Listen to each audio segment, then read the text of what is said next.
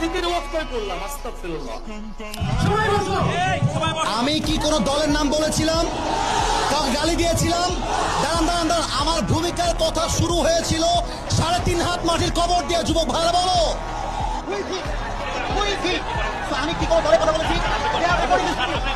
আমি শুরু থেকে নিয়ে কবরনাথ করেছি, সাহাবীর জমাত করেছি। আমার বক্তব্য বিএনপি না ভালোবাসে। আল্লাহর কোরআন দিয়ে আইন চলবে, এটা কোনো রাজনৈতিক কথা হইতে পারে? এটা মুসলমানদের কই যাবে? আগামী সংসদ চলবে কোরআন দিয়ে। সেই প্রমাণপত্রের জন্য একটা থাকবে না। যুবক ভাইরা, আজ থেকে কেউ যদি কথা নেয়, তোমরা আমার বাংলার যুবক ভাইরা ওদের বাবার নাম ভুলে দিবে। বাংলাদেশ চলবে আল্লাহর কোরআন দিয়ে।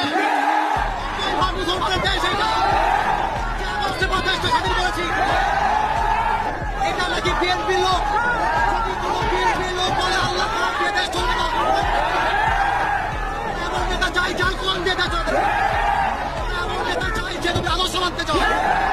এরপর থেকে লাস্ট কথা, লাস্ট কথা শোনো, বগুড়া বলে কথা নয়, যেখানে যেই নেতা কথা দিবে তুমি আপনার নেতা যাবে।